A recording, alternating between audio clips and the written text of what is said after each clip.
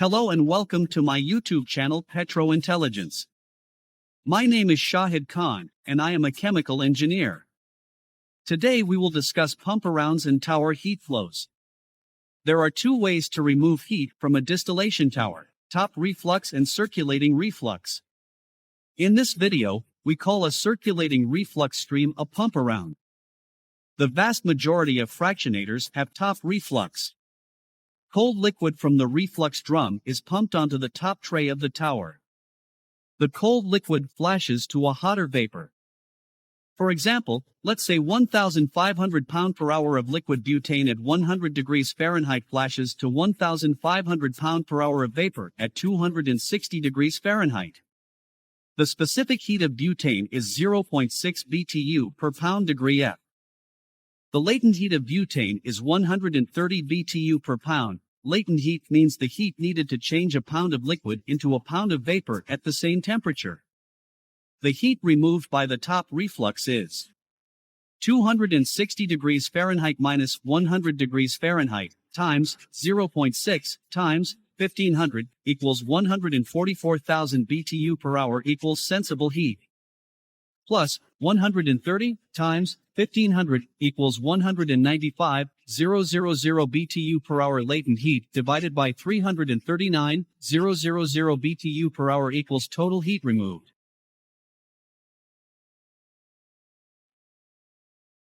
Pumparound heat removal.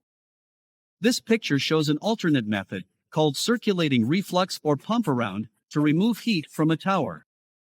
Hot liquid, at 500 degrees Fahrenheit, is drawn from tray 10, which is called the pumparound draw tray. The liquid pumparound is cooled to 400 degrees Fahrenheit. The cooled liquid is returned to the tower at a higher elevation onto tray 9. It appears from picture that the cold 400 degrees Fahrenheit pumparound return liquid is entering the downcomer from tray 8. This is often good design practice. Tray 9 is called the pumparound return tray. The purpose of the pumparound is to cool and partially condense the upflowing vapors. The vapors to pumparound tray 10 are at 600 degrees Fahrenheit. The vapors from the pumparound return tray 9 are at 450 degrees Fahrenheit. There are two pumparound trays, 9 and 10, in the column. This is the minimum number used. A typical number of pumparound trays is 2 to 5. Let's calculate the heat removed in the pumparound circuit shown in picture. Assume that the specific heat of the pumparound liquid is 0.7 BTU per pound degree F. 500 degrees Fahrenheit minus 400 degrees Fahrenheit times 0.7 times 1,000 pound/hour equals 70,000 BTU per hour. I have not shown the flow of liquid on the cold side of the pumparound heat exchanger in picture, but we can calculate its flow. Let's assume that the specific heat of the cold side liquid is 0.5 BTU per pound degree F. Then the cold side, or shell side, flow is 70,000 BTU per hour, divided by 300 degrees Fahrenheit minus 200 degrees Fahrenheit, times 0.5 BTU per pound degree F equals 1,400 pound/hour. What I have just illustrated is the most powerful tool in my bag of tricks, calculating a flow from a heat balance. What is the purpose of a pumparound? Why do we wish to remove heat from the vapor flowing up through tray 10? The circulating pumparound is cooling the vapor flowing through tray 10 from 600 to 450 degrees Fahrenheit as it leaves tray 9. But for what purpose? Picture shows the rest of the tower we have been discussing.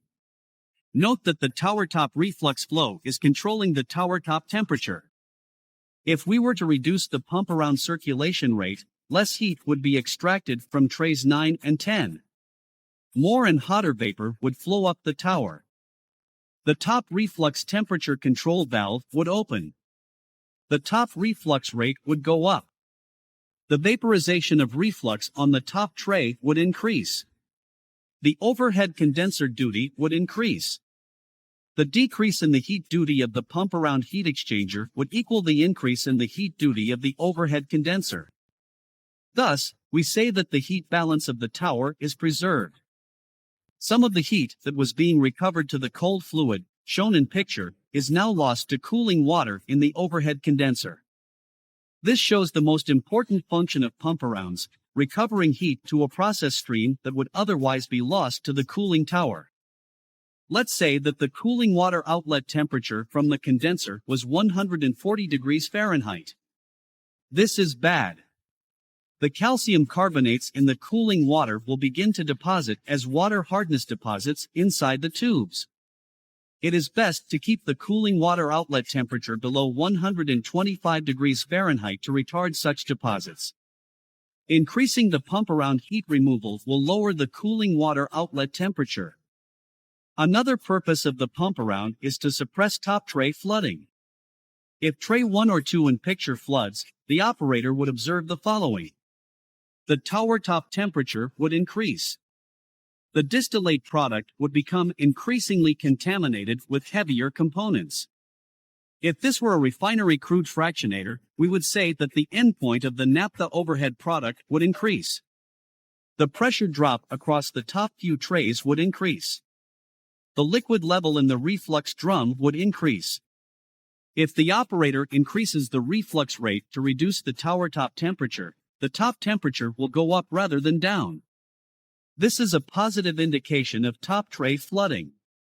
The correct way to suppress top tray flooding is to increase the Pumparound duty. This can be done by increasing the cold fluid flow through the Pumparound heat exchanger, or the Pumparound flow itself could be increased. Either way, the flow of vapor flowing up to tray 8 will decrease. The flow of vapor through trays 1 to 7 will also decrease. The low vapor velocity will reduce the tray pressure drop. The ability of the vapor to entrain liquid will be reduced. The height of liquid in the Downcomer will be reduced, and tray flooding will be suppressed. Increasing Pumparound heat duty will unload the overhead condenser. This will cool off the reflux drum. A colder reflux drum will absorb more gas into the distillate product. Less gas will be vented from the reflux drum, and this is often desirable. Finally, it is best remembered that, as we said earlier in this chapter, heat recovered in the Pumparound heat exchanger is often a valuable way to recover process heat. Heat not recovered in the Pumparound exchanger is lost to cooling water in the overhead condenser. Do Pumparounds fractionate? The process design engineer typically assumes that a Pumparound is simply a way to extract heat from a tower. The engineer does not expect the trays used to exchange heat between the hot vapor and the cold liquid to also aid in fractionation. In practice, this is not what happens. Let's refer back to picture. Note that the vapor temperature leaving tray 9 is 450 degrees Fahrenheit. The temperature of the liquid leaving tray 10 is 500 degrees Fahrenheit. This sort of temperature difference shows that fractionation is taking place across the Pumparound trays. The temperature difference between delta T equals temperature of liquid leaving a lower tray minus temperature of vapor leaving a higher tray is a measure of the amount of fractionation. The bigger this temperature difference, the more the fractionation that is taking place across the trays. I have run plant tests that indicate that increasing Pumparound circulation rates increases this temperature difference up to a point. However, if the circulation rate is increased past this point, then the temperature difference is reduced. This idea is expressed best in picture. As the Pumparound rate is increased, tray efficiency is improved. However, at some point, the Pumparound liquid flow becomes too great. Probably, at this point the downcomers start to back up. Tray efficiency is impaired because of this downcomer flooding. The temperature difference between the liquid leaving the Pumparound draw tray minus the temperature of the vapor leaving the Pumparound return tray becomes smaller. This point is called the incipient flood point for the Pumparound trays.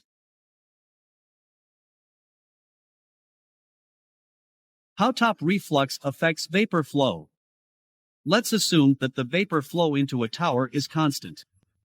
Picture shows such a situation.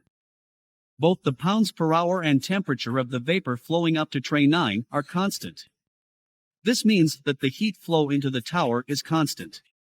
Now, let's increase the reflux rate. Certainly, the result will be the tower top temperature will decrease. The gasoline overhead product flow will also decrease. But what will happen to the flow of the vapor leaving tray 3, 4, or 5? I ask this question assuming that the pump-around heat duty is fixed. Will the pounds per hour of vapor flowing through trays 3, 4, or 5 increase, decrease, remain the same? The correct answer is that the weight flow of vapor will increase. Surprised? Most people are. Let me explain. When we increase the reflux rate, the tower top temperature drops, let's say from 300 to 240 degrees Fahrenheit. Actually, the temperature of the vapor leaving all the trays in the tower will decrease. The effect is bigger on the top tray and gradually gets smaller as the extra reflux flows down the tower. If the top tray temperature has dropped by 60 degrees Fahrenheit, then the vapor temperature leaving tray 9 might drop by only 5 degrees Fahrenheit. Let's assume that the extra reflux causes the temperature of the vapor from tray 4 to decrease by 40 degrees Fahrenheit. We can say that the sensible heat content of the vapor has decreased. Sensible heat is a measure of the heat content of a vapor due to its temperature.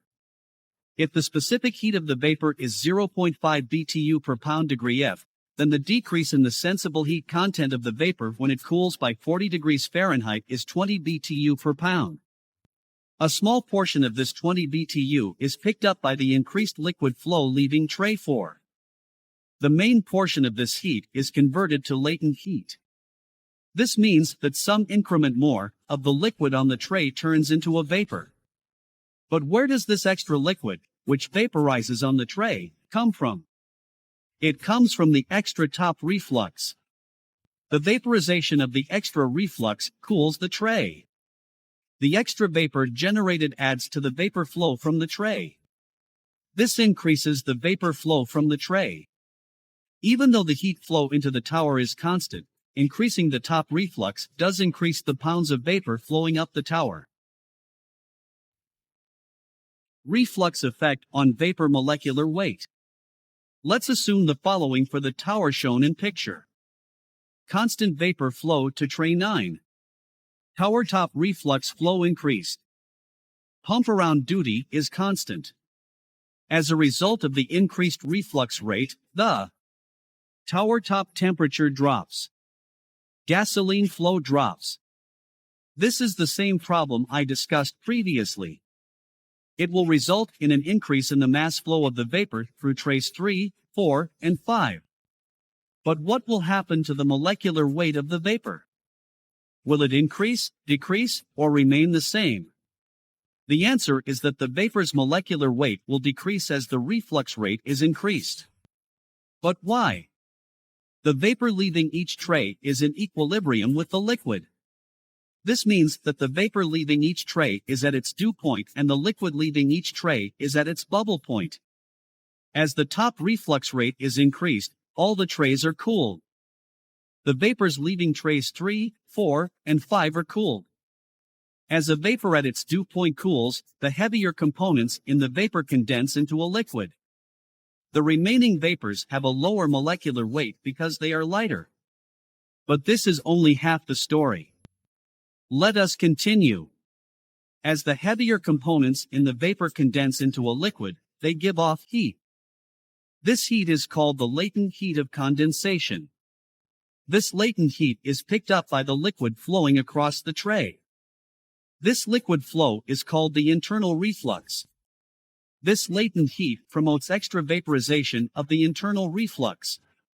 Naturally, the lighter, lower boiling point components preferentially vaporize from the internal reflux. These lighter components have a relatively low molecular weight. The uncondensed vapors flowing from the tray below, plus the newly generated vapors from the reflux, flow to the tray above. The combined molecular weight of vapors is thus reduced. As the molecular weight decreases, the volume of each pound of vapor increases. As the molecular weight of the vapor decreases, the density of the vapor decreases. As the density of a vapor is reduced, each pound of vapor occupies more volume. It is true that cooler vapors do occupy less volume per pound than do warmer vapors of the same composition. That is, gases and vapors tend to contract on cooling and expand on heating. However, this is a small effect compared to the increase in the volume of vapors, due to the decrease in the vapor's molecular weight. Reflux effect on vapor volume. Now, let's summarize the effect on vapor flow due to increased reflux. Again, we are considering trays 3, 4, and 5 in picture. 1. Increasing the top reflux increases the pounds of vapor flow. 2. Increasing the top reflux increases the volume per pound of the vapor. 3. Increasing the tower top reflux rate increases the rate, in cubic feet per second, of vapor flow through the trays, because of the combined, additive effect of factors 1 and 2. How, then, does increasing the top tray reflux rate affect the vapor and liquid loading on the trays below? Obviously, the liquid flow rate increases. But so does the vapor flow rate. Does this mean that trays 3, 4, and 5 could flood, because the top reflux rate was increased? Yes. Does this mean that we could flood these trays without increasing the heat flow into the tower? Yes. Does this mean that we could flood these trays without increasing the pounds of vapor flow into the tower, simply by raising the reflux rate? Absolutely correct. If an increase in the tower top reflux rate causes the top of the tower to flood, how should the operator respond? He should then increase the pump around flow to reduce the pounds of vapor flow to tray 5, as shown in picture. But suppose this causes the pump around trays 6, 7, and 8 to flood because of the extra liquid flow? He should increase the cold liquid flow through the pump around heat exchanger. If this cannot be done either, the tower pressure can be increased. This will increase the density of the flowing vapors and shrink the volume of the vapors that the trays must handle. The effect of increasing the reflux rate on a crude tower, even with a constant condenser duty, will be to increase the condenser pressure drop. This happens because the volume and the weight of the tower overhead vapors will increase as the tower top temperature drops.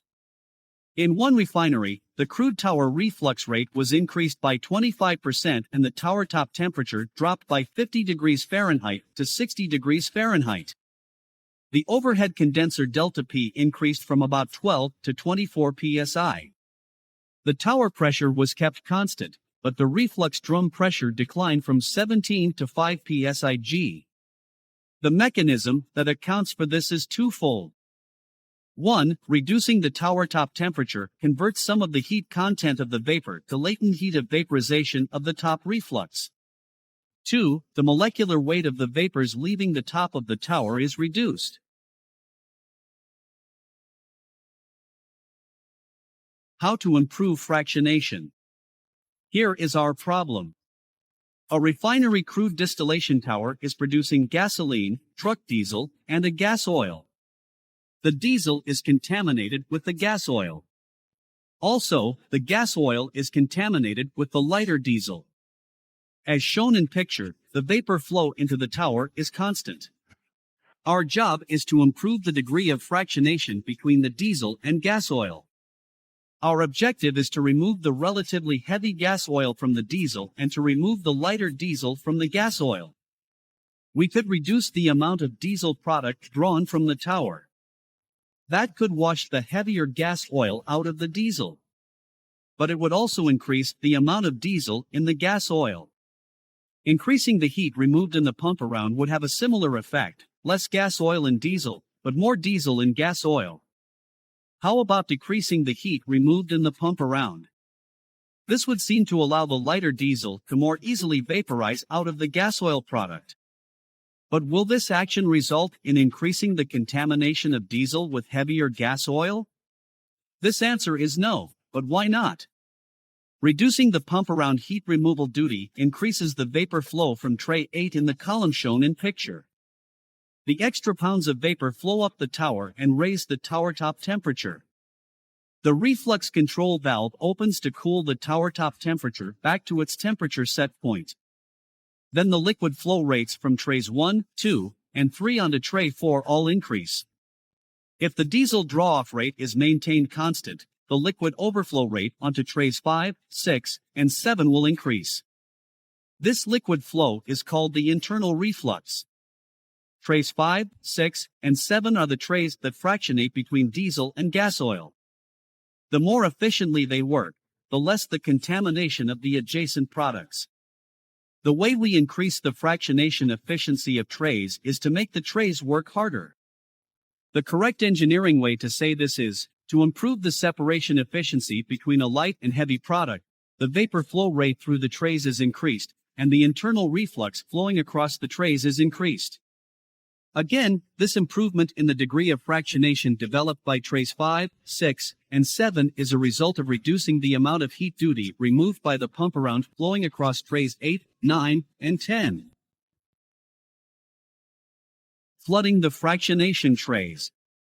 Reducing the Pumparound duty increases the tray loadings on trays 1 through 7. But in so doing, the trays operate closer to their incipient flood point.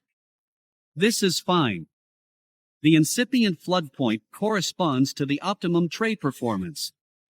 But if we cross over the incipient flood point, and trays 5, 6, and 7 actually start to flood, their fractionation efficiency will be adversely affected. Then, as we decrease the Pumparound heat removal duty, the mutual contamination of diesel and gas oil will increase. From an operating standpoint, we can see when this flooding starts. As we decrease the Pumparound duty, the temperature difference between the diesel and gas oil product draw should increase. When these two temperatures start to come together, we may assume that we have exceeded the incipient flood point, and that trays 5, 6, and 7 are beginning to flood. That's all, gentlemen. If you like my video, please follow my YouTube channel Petro Intelligence for more videos. Good day and good luck.